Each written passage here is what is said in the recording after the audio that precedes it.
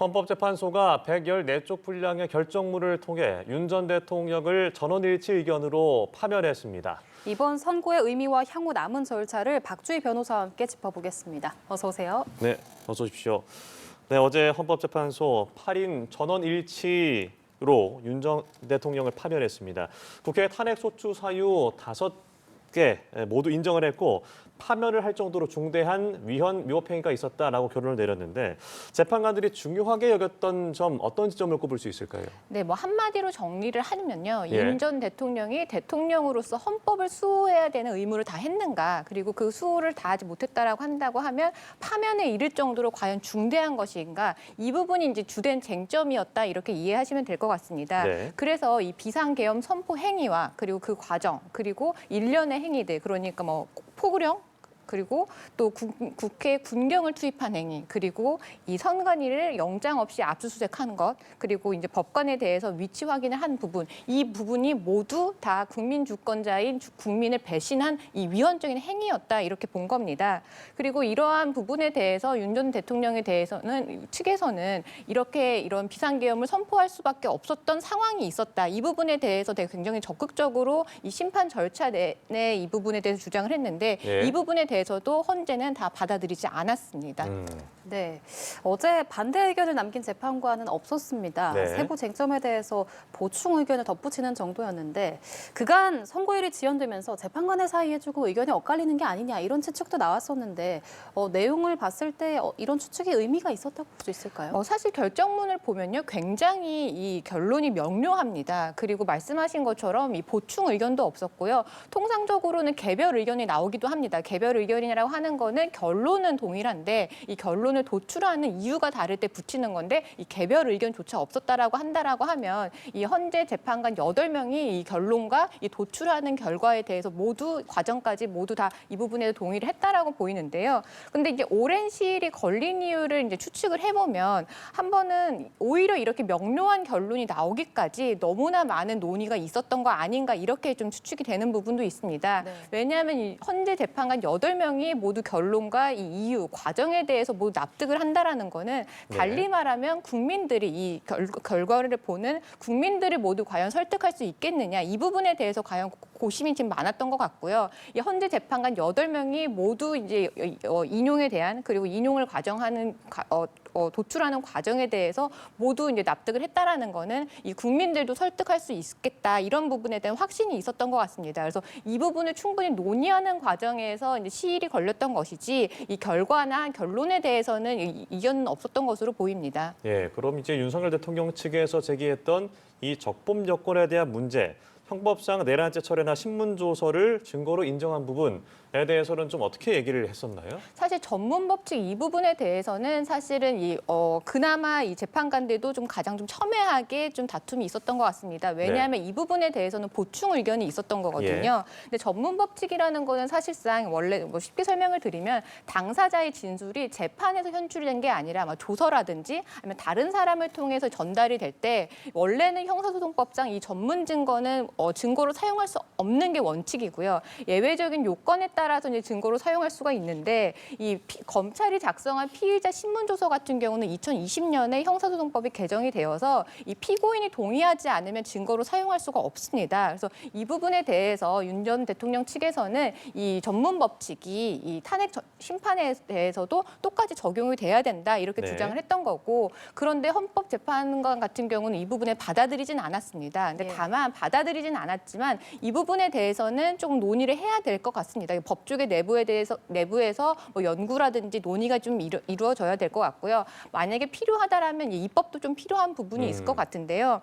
이 부분에 대해서 뭐 이미선 재판관이나 김영도 재판관은 보충 의견으로 탄핵 심판이라는 거는 사실은 국정 공백이라든지 국민적 혼란을 야기할 수 있는 거기 때문에 신속하게 처리를 해야 되기 때문에 형사소송법을 반드시 준용하지 않아도 된다, 따르지 않아도 된다 이렇게 좀 완화해서 이 전문법칙을 적용하면 된다라는 의견을 내놨고요. 이 또 다시 김복형 재판관이나 조한창 재판관 같은 경우는 이 탄핵 심판이라는 거는 오히려 또 국민들에 대한 신뢰를 이제 확보를 해야 되는데 이렇게 전문 법칙이 완화돼서 적용이 되면 다른 재판에 비해서 오히려 신뢰도가 떨어지지 않겠느냐. 공정성을 확보하기 위해서라도 이 피고인에, 그러니까 피소추인에 대한 방어권이 좀 보장이 되어야 된다. 그리고 윤 전 대통령 같은 경우도 또 같은 사안으로 사실 내란죄 재판이 진행되고 있잖아요. 네. 만약에 전문 법칙을 형사소송법상 다르게 이제 준용을 한다라고 하면 이 형사 재판과 이 탄핵 심판의 결과가 달라질 수도 있기 때문에 이 부분에 대해서는 좀 고심이 필요하다 이런 의견을 내놨거든요. 사실은 이런 지적도 사실은 법조계 내부에서 충분히 공감을 하고 있어서 향후에 이런 일이 우리 사회에서 또 발생하면 안 되는 게 가장 좋겠지만 네. 만약에 발생을 한다라고 하면 또다시 이런 문제 제기가 나올 수가 있기 때문에 이 부분에 대해서는 이 법조계 내부에서 좀 정리가 필요할 것 같습니다. 예, 헌재는 결정문의 결론 첫 줄에 대한민국은 민주공화국이다라는 헌법 제1호, 제1항을 적시했습니다.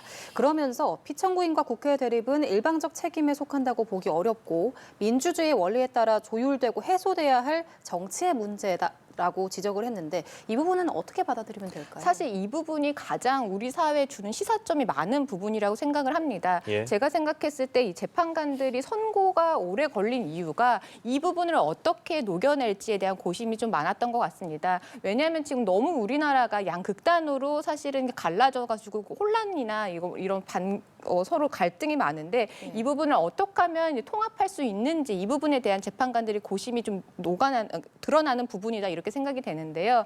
윤 전 대통령 같은 경우는 이제 재판 과정에서 계속 어떤 걸 주장을 했냐면 이 야당이 줄탄핵을 시도를 했고 예산안을 이제 과도하게 삭감을 해서 사실상 정치적으로 따지면 전시나 사변에 준하는 상태였다. 그렇기 때문에 비상적으로 이 비상계엄을 선포할 수밖에 없었다. 이 부분을 주장을 했던 건데요.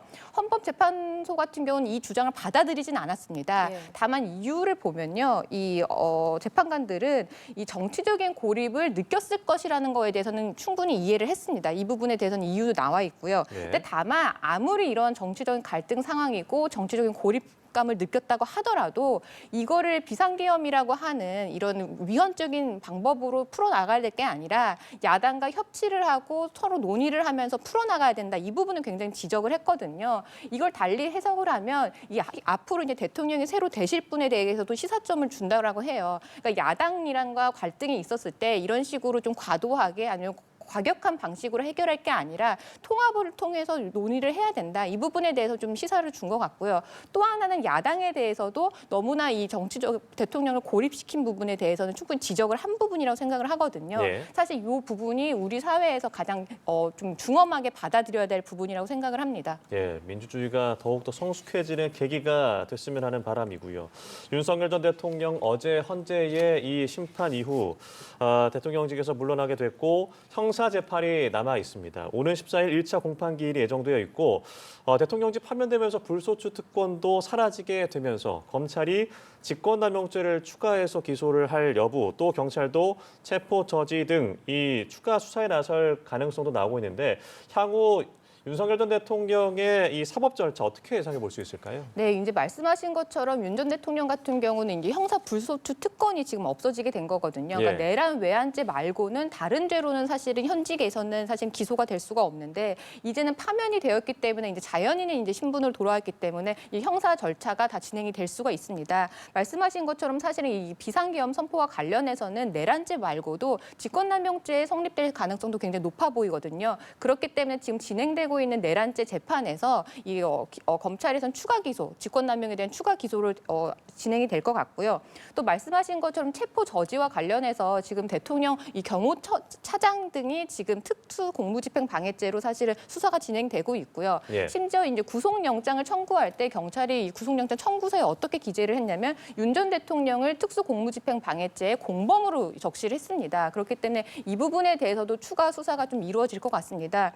그리고 줄줄이 이제 수사가 좀 예상이 되는 부분이 사실은 지금 이 비상계엄 선포와 관련된 행위 말고도 사실은 명태균 의혹과 관련해서 뭐 공직선거법이라든지 정치자금법 위반 의혹도 사실 제기되고 있기 때문에 이 부분에 대해서도 수사가 이루어질 것으로 보이고요. 또 사실은 윤 전 대통령을 상대로 해서 지금 고발된 사건이 최상병 사건과 관련해서도 이 직권남용죄에 관련해서 고발된 게 있습니다. 공수처에서 이 부분에 대해서도 이 순차적으로 수사가 계속 진행되지 않을까 그렇게 예상이 됩니다. 네. 예.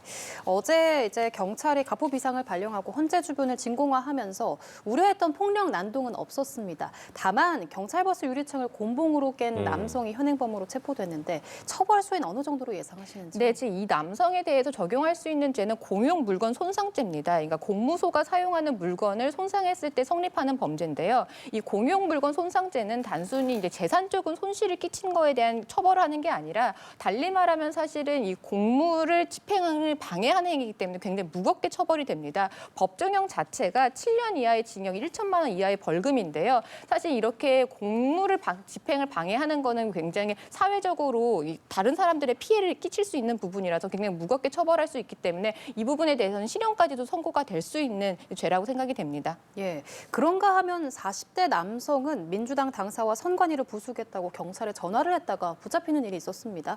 최근 경찰은 이런 협박성 발언을 자신의 유튜브 등 SNS에서 하면 공중협박죄도 적용이 가능하다 이렇게 보고 있는 거죠. 네, 이 공중협박죄라고 하는 건요. 올해 2월 27일에 개정이 되어서 새로 만들어진 죄입니다. 예. 이 공중협박죄라고 하는 거는 이 불특정 다수의 생명이나 신체를 위협했을 때 이 부분에 대해서 적용할 수 있는 범죄인데요. 이 부분에 대해서도 5년 이하의 징역 2천만 원 이하의 벌금에 처해진 굉장히 무거운 범죄입니다. 지금 사실은 아까도 말씀드렸지만 헌법재판소에서 국민통합에 대해서 굉장히 지적을 했거든요. 예. 이 헌법재판소 결과에 대해서 받아들이지 않는 부분도 충분히 있을 수 있겠지만 이 국민 통합을 위해서 이 부분에 대해서 사실은 조금 국민들도 납득을 하고 수긍하는 자세가 좀 필요할 것 같고요. 이 부분을 위해서라도 사실은 공중협박죄 적용을 해서 엄단을 하는 것도 필요해 보입니다. 예, 이제 헌법재판소 얘기도 해보죠.